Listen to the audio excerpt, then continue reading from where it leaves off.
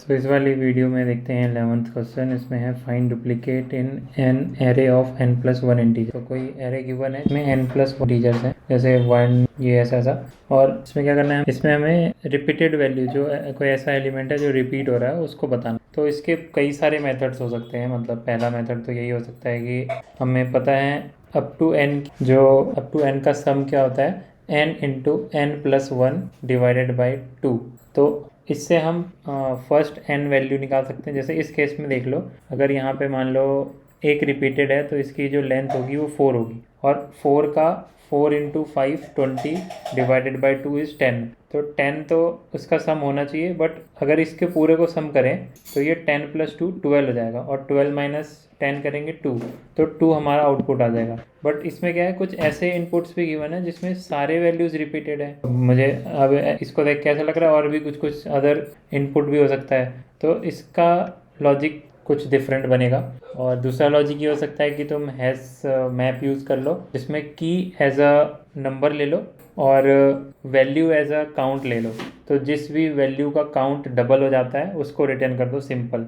But इसमें क्या है, एक्स्ट्रा स्पेस कॉम्प्लिसिटी लगेगी। इसको अवॉइड करने के लिए हम क्या कर सकते हैं, एक दूसरा मेथड है जिसको बोलते हैं टोरटॉइज एंड हैरे एल्गोरिदम। उसमें क्या होता है, 2 पॉइंटर लेते हैं, एक पॉइंटर थोड़ा जल्दी रन करता है, दूसरा पॉइंटर स्टेप मतलब पहला pointer 1 step at a time चलता है, दूसरा pointer 2 step at a time चलता है। तो इससे क्या करते हैं हम लोग, साइकिल फाइंड करने के लिए यूज़ करते हैं। बट इस केस में भी क्योंकि जब वैल्यू रिपीट हो रही है तो वो साइकिल फॉर्म करेगा ही करेगा, इसमें तो तुरंत ही कर देगा।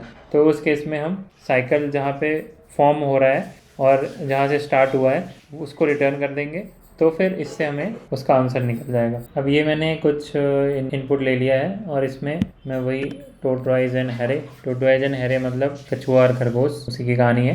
तो इसमें 2 पॉइंटर लेके चलेंगे हम। तो इंट स्लो स्टार्टिंग में पॉइंट कर रहा होगा, और फिर इंट फास्ट जो कि फिर से स्टार्टिंग में पॉइंट कर रहा होगा। दोनों को चलाना स्टार्टिंग से ही है।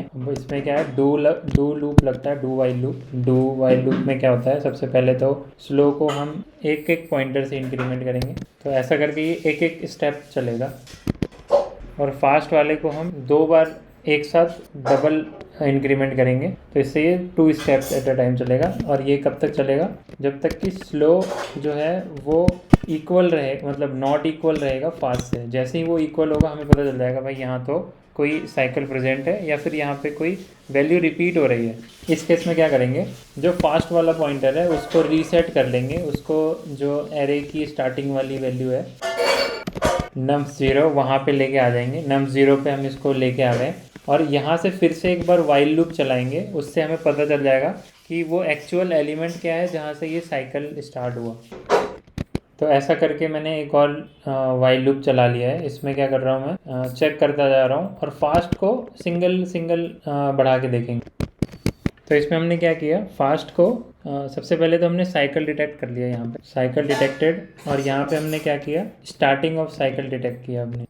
तो ये स्टार्टिंग ऑफ साइकिल डिटेक्ट किया और यहाँ पे साइकिल डिटेक्ट किया। इसमें क्या है, फास्ट को हमने रीसेट कर लिया, और स्लो तो पता ही है कि वो एक एक पॉइंट चल रहा था, तो वो घूम के वहीं पे आएगा ही ज़रूर जहाँ पे वो चला था। और फास्ट को इस बार हम एक एक पॉइंट से चला रहे हैं, तो वो स्लो के साथ मीट जरूर करेगा। और जैसे ही मीट करेगा उस वाले को, अगर तुम फास्ट को रिटर्न कर दो या स्लो को, वो तुम्हारा ऐसा पॉइंट होगा जहाँ पे वो साइकिल फॉर्म हो रही है, या फिर रिपीटेड वैल्यू वहाँ से स्टार्ट हो रहा है। तो इसको एक बार प्रिंट करके देख लेते हैं। तो 3 आ रहा है, अपना रिपीटेड वैल्यू भी 3 था।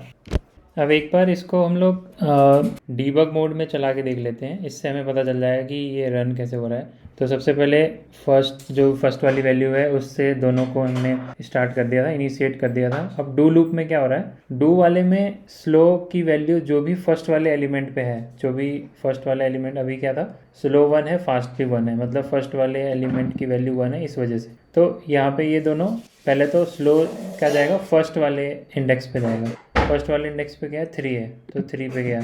वैसे ही फास्ट कहाँ जाएगा, फास्ट सबसे पहले स्लो वाला है जो जहाँ पे था वहाँ जाएगा 3 पे, और उस पे जो वैल्यू है उस वाले इंडेक्स पे जाएगा, मतलब 0 1 2 3 पे जाएगा, वो 2 पे जाएगा, मतलब 2 वहाँ पे स्टोर हो जाएगा। तो देखो फास्ट की वैल्यू अभी क्या है 2, और स्लो की वैल्यू अभी क्या है 3। इस तरीके से दोनों अलग अलग जगह गए, एक स्टेप जंप किया, दूसरे वाले ने 2 स्टेप जंप किया। सेकेंड टाइम में क्या होगा, स्लो की वैल्यू, अब ये क्या जाएगा, स्लो वाला भी आगे जाएगा, कहाँ पे जाएगा, इस वाले एलिमेंट पे जाएगा।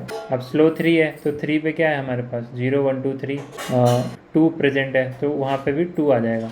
और फास्ट क्या है, फास्ट पहले से ही 2 पे था तो 0 1 2 वहाँ पे 3 आ जाएगा अभी, तो ये 3 आ गया। अब देखो यहाँ इस वाले केस में स्लो भी 2 है और फास्ट भी 2 है, क्योंकि दोनों एलिमेंट 2 पे जाके मर्ज हो गए, एक तरीके से मिल गए। तो ये ऐसा तभी होता है जब कोई साइकिल प्रेजेंट होती है, जब 2 बार वैल्यू रिपीट हो गई हो या कोई साइकिल प्रेजेंट हो तभी होता है। तो इस केस में साइकिल प्रेजेंट था और अब फास्ट को रीसेट कर देंगे, ठीक है, फास्ट को रीसेट कर दिया, फास्ट को फर्स्ट में ले आए। तो इस केस में अभी स्लो की वैल्यू 2 है और फास्ट की वैल्यू 1 है। तो ये ऐसे करके पॉइंट कर रहे हैं दोनों। अब क्या करते हैं, दोनों को एक बार फिर चलाते हैं। एक बार स्लो की वैल्यू अभी देखो 3 हो गई, फास्ट की वैल्यू क्या हो गई, फास्ट की वैल्यू भी 3 हो गई।